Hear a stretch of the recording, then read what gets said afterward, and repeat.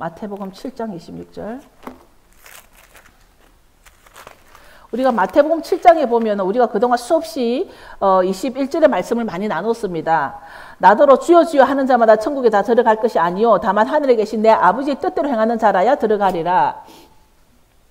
이 말씀 우리가 쭉 다 나누고 그랬는데 오늘은 24절 말씀입니다. 24절에서 제가 봉독해 드리겠습니다. 24절에서 28절까지 29절까지입니다. 그러므로 누구든지 나의 이 말을 듣고 행하는 자는 그 집을 반석 위에 지은 지혜로운 사람 같으리니 비가 내리고 창수가 나고 바람이 불어 그 집에 부딪히되 무너지지 아니하나니 이는 주초를 반석 위에 놓은 연고요. 나의 이 말을 듣고 행치 아니하는 자는 그 집을 모래 위에 지은 어리석은 사람 같으리니 비가 내리고 창수가 나고 바람이 불어 그 집에 부딪힘에 무너져 그 무너짐이 심하니라. 예수께서 이 말씀을 마치심에 무리들이 그 가르침에 놀래니 이는 그 가르치는 것이 권세 있는 자와 같고 저희 서기관들과 같지 아니함일러라. 여러분 집은 어디에 있어요? 저와 여러분 집은 반석 위인가요? 모래 위인가요? 지금 세상 돌아가는 얘기를 제가 왜 먼저 꺼냈냐면 지금 하나님은 이미 움직이고 계시는데 여러 가지로 정말 하늘에서 운석이 떨어지는 것을 우리 눈으로 볼 수 있는 이 세대에 여러분 집은 어디에 있나요? 모래 위에 있나요? 반석 위에 있나요? 모래 위에 있는지 반석 위에 있는지 그 차이가 뭘까요 지금? 오늘 성경에서는 분명히 누구든지 유대인이 아니라 이방인이 아니라 열방이 아니라 어떤 사람이 상관없이 누구든지 Therefore everyone who hears these words of mine to put them into practice. 말을 듣고 행하는 자, 말을 듣고 행하는 자를 NIV에서는 practice. 누구든지 이 말을 실행하는 자라는 말이죠. 나의 이 말을 듣고 행하는 자는 그 집을 반석 위에 지은 지혜로운 사람. 근데 지금 우리가 육적인 집이 있든지 없든지 사람마다 자기가 집을 소유를 했든지 렌트를 했든지 아파트에 살든지 자기가 살 수 있는 공간이 있습니다. 자기 집이 있습니다. 크든 작든 상관없이. 그런데 지금 여기에서는 영적인 집을 말하는 것 같습니다. 영적인 집을 어디에 짓느냐는 것이죠. 반석 위에 지었냐 모래 위에 지었냐는 것입니다. 그래서 지금 세상 돌아가는 이야기와 지금 내가 어디에 집을 짓고 있는지에 따라서 우리가 오늘 여러분과 나누기를 원하는데 반석 위에 짓는 집은 우리가 누구나 반석 위에 집을 짓기를 원합니다.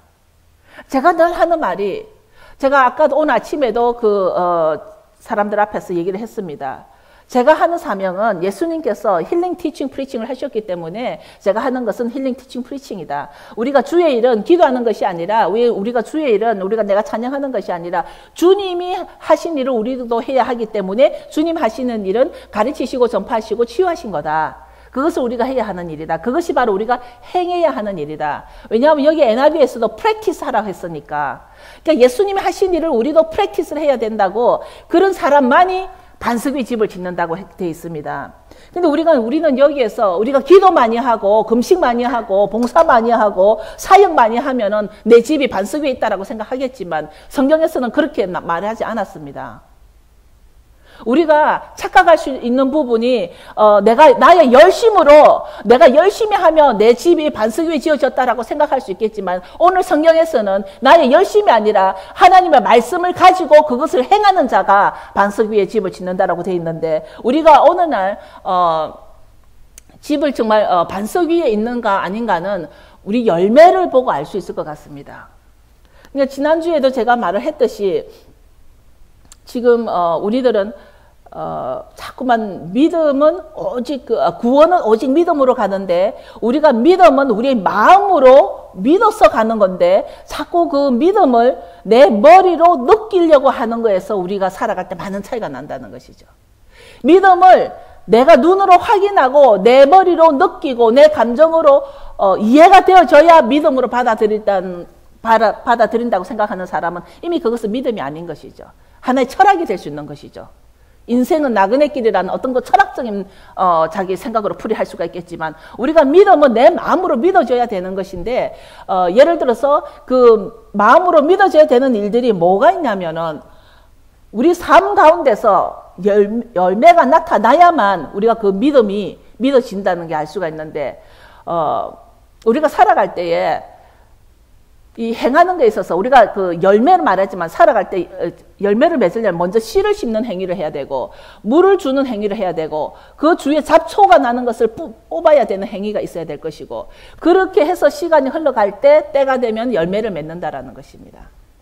우리가 세상의 열매, 예를 들어서 뭐 사과나 토마토나 뭐 고추잎이나 깻잎이나 우리가 잘 먹는 이런 상추잎 같은 것도 우리는 어떤 행위가, 우리의 행위가 들어가야만, 우리의 어떤 프랙티스가 들어가야만 그런 열매를 맺어서 우리가 그것을 엔조이 할 수 있는데, 만약에 우리가 내가 믿음이 굉장한 사람이라고 내가 나를 착각하고 있다라면, 나의 열심이 나의 신앙이라고 착각하고 있다면, 내가 큰 교회를 다님으로써 당연히 구원이라고 생각하고 있다라면, 나의 한 번의 열심으로 내가 이미 용서와 구원을 받았다라고 생각하고 있다라면, 그것은 그런 사람에게 플러스 나에게 삶의 열매가 있다라면 퍼펙트입니다. 그런데 그런 삶 가운데서 내 삶의 열매가 보이지 않을 때에는 우리는 다시 내가 내 집이 반석 위의 집인가 모래 위의 집인가 우리는 우리 집 그 기초를 한번 확인해 봐야 합니다. 왜냐하면 지금은 바람이 불고 비가 내리고 창수가 내릴 때니까 하늘에 별이 떨어지는 이때에 우리 더 이상 아직도 뭐를 지체할 것입니까? 아직도 멀었다라고 우리가 뭘 더 지체하겠습니까? 지금 우리들이 하고 있는 일들이 누가 시키는 일을 하고 있을까요? 지금 우리 각자가 학생들은 공부를 할 것이고 사업가들은 사업을 할 것이고 직장인은 직장에 다닐 것이고 각자 맡은 일들이 있습니다. 각자 열심히 하고 있는데 우리가 하고 있는 일들이 과연 누가 시키는 일을 하고 있는지, 하나님이 시키는 일을 하고 있는지 돈이 시키는 일을 하고 있는지, 우리가 이 부분에 있어서 내 마음의 평강을 많이 잃어버릴 수도 있고 내 마음의 평강을 많이 얻을 수도 있는데, 돈이 시키는 일을 했을 때 돈이 안 들어올 때는 내 마음의 평강을 잃을 것이고 돈이 시키는 일을 하는데 돈이 많이 들어올 때는 내 마음에 많은 평강과 만족이 있을 것입니다. 그런데 우리가 하나님이 시키는 일을 한다고 생각해 보면, 우리가 하나님이 시키는 일을 함으로써 그 일이 돈이 버는 일이 될 수도 있고 공부를 하는 일이 될 수도 있는데, 우리의 프라이어리티가 하나님이 시키는 일을 하는 건지 돈이 시키는 일에 내가 충성을 하는 건지, 그것 또한 우리가 점검을 해봐야 될 것 같습니다. 그러니까 저는 점점점 소련과 이란이 손을 잡고 무기를 제공하는 것을 보면서 마지막 때 일어날 아마겟돈의 곡과 마곡의 전쟁이 생각이 나고, 그러자말자 하나님은 운석을 소련에 어떻게 우연히도 소련에다가 또 다시 그런 그 별을 떨어뜨리는지, 그게 또 타이밍은 또 이 교황이 사임을 한다라는 발표를 한 지 얼마 되지 않아서 지금 점점점 2013년 특히 2014년 15년까지는 많은 천재지변들이 일어날 것이라는 얘기들은 우리가 많이 들어왔습니다. 지금 별들의 움직임과 어떤 달의 움직임과 여러 가지 전체에서 일어나는 일들이 2014, 15년 사이에 많은 그 슈퍼내추럴한 일들이 일어난다라고 나사에서 나온 것입니다. 이것이 어떤 뭐 교회에서 나온 것이 아니라 나사에서 전체를 연구하는 분들이 그렇게 나온 것입니다. 이제 우리는 어릴 때부터 대로를 걸어라. 큰 사람 되려면 길 중앙에 걸어야 되고, 어느 집에 식사 초대를 하더라도 그 상의 중앙에 앉아야 되고, 우리는 큰 길을 대서 배워왔습니다. 그리고 너희들은 훌륭한 사람이 되라고 배워왔습니다. 근데 예수님은 우리에게 좁은 길을 가라고 가르치십니다. 좁은 길 가라고. 우리들의 부모는 우리 보고 대로를 가라고, 큰 길을 가라고 가르쳤지만 예수님은 우리에게 좁은 길을 가라고 가르쳤습니다. 그런데 저는 제가 하고 있는 이 메시아닉 사역이 너무나 그 하나님의 말씀을 회복하는 데에 바른 길로 가고자 하는 좁은 길을 알고 있기 때문에 오늘도 말을 할 때 나는 좁은 길을 선택해서 좁은 길을 간다라고 선포를 하지만, 예수님은 우리에게 좁은 길을 가라고 했습니다. 그런데 우리는 지금 좁은 길을 택할까요? 큰 길을 택할까요? 큰 길을 가기에는 너무나 편한 곳이 많습니다. 큰 길은 교회도 크고 유명한 목사님도 계시고 세상적인 유명함으로 따라가겠지만 정말 이 하나님의 말씀을 가지고 하나님의 그 모아짐, 하나님의 정해진 시간을 회복하고 하나님의 모아짐을 따라서 그동안 우리가 2000년 동안 잃어버렸던 하나님의 그 진리를 다시 회복하는 것은 많은 사람들을 끌고 가기에는 너무 벅찹니다. 우리는 좁은 길을 가던 것을 감사와 기쁨으로 여겨야 되는데 우리의 그 본 바탕에는 우리의 본질 속에는 좁은 길은 갑갑하고 답답하고 힘들고 지칩니다. 그렇지 않습니까? 좁은 길을 가다 보면 참으로 답답하고 힘들고 지치는데 좋기는 큰 길이 좋죠. 아주 큰 차들도 쌩쌩 다닐 수도 있고 좁은 길은 차들도 다니지 않아서 우리가 구불구불 걸어가야 되는데 그렇다면 우리는 지금도 많은 사람들 가운데서 좁은 길을 택하기보다도 자기의 착각 속에 살아갈 때가 많다라는 것입니다. 이미 구원을 받았다라고 믿고 살아가는 사람들도 있겠고 용서받았다고 믿고 살아가는 사람도 있을 것이고 그렇기 때문에 삶의 변화는 일어나지 않고 세상의 잣대를 가지고 훌륭하고 좋고 매스컴을 타고 미디어에서 나오는 유명한 것을 쫓아다니고 그렇다면 지금 오늘날 우리가 예배의 회복이 어디까지 돌아가야 회복인가? 예배의 회복은 어떤 회복인가? 우리가 많은 교회들이 예배 회복을 부르짖습니다. 우리가 예배 회복은 우리 삶 가운데 아담이 죄 짓기 이전에 에덴 동산에서 하나님과 거닐는 그 자체가 예배였습니다. 아담은 처음에 지원받을 때 하나님에게 예배 드리기 위해 지원받은 바 되었기 때문에 죄 짓기 이전에는 아담은 하나님과 더불어 동산을 거니는 그 자체가 하나님과 동행하는 그 자체가 예배였습니다. 하나님과 동행이 예배인데 오늘날 우리가 예배 회복에 있어서 하나님의 임재가 없는 예배는 정말 그것이 예배일까요? 제가 말하고자 하는 예배 회복은 정말 아담이 처음부터 예배의 도구로 하나님으로부터 지원받은 존재이기 때문에 하나님과 함께 동행하는 그 자체가 예배이므로 우리가 이곳에서 드리는 예배에서도 하나님의 임재에 따라서 이것이 예배의 회복이 될 수도 있고 정말 우리의 즐거움으로 부르는 찬양이 될 수도 있다는 것입니다.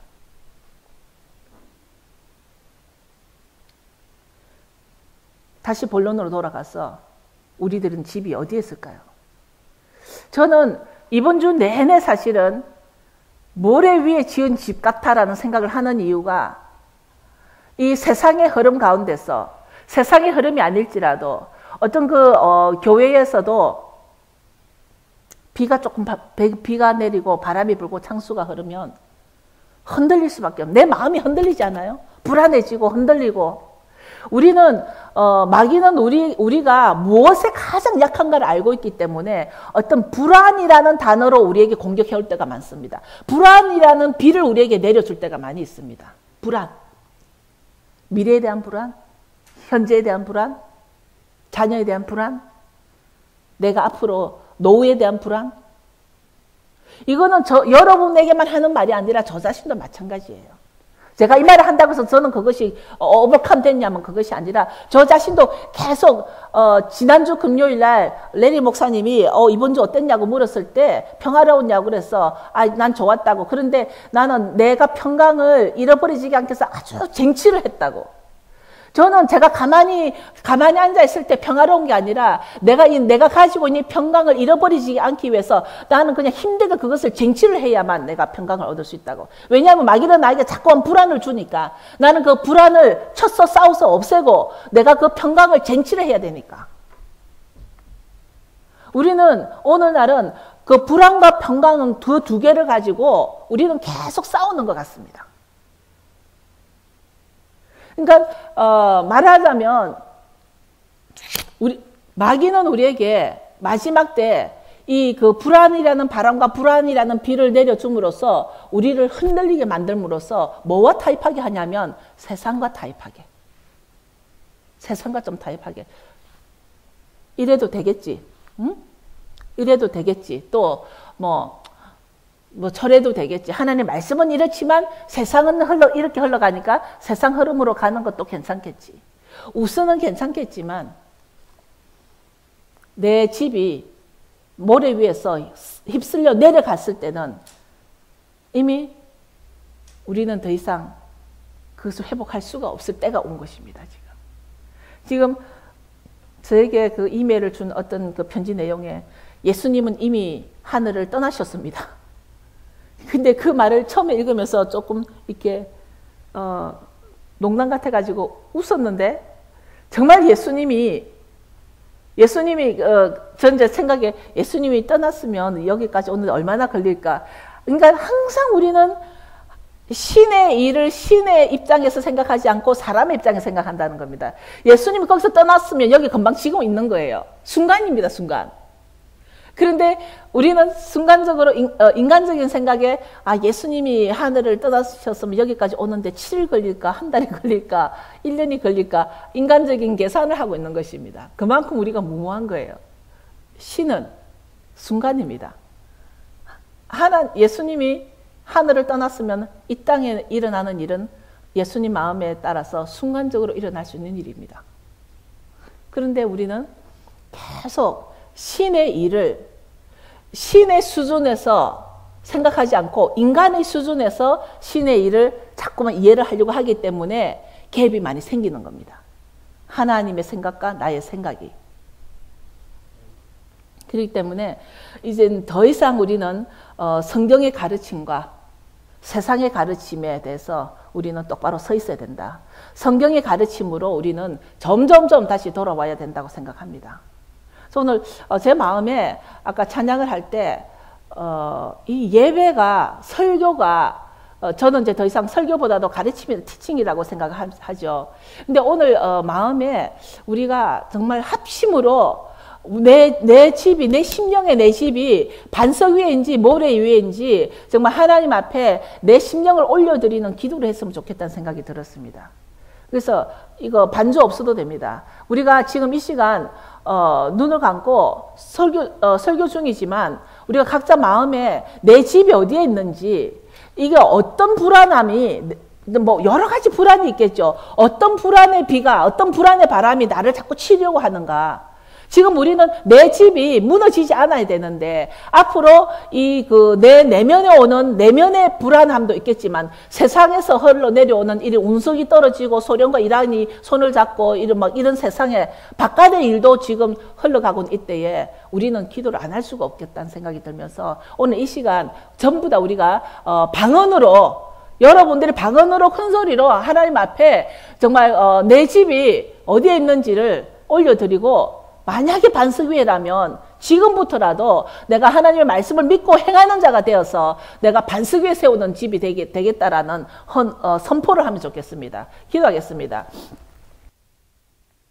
성경의 가르침은 전혀 성경에서는 모순되게 가르치지 않습니다.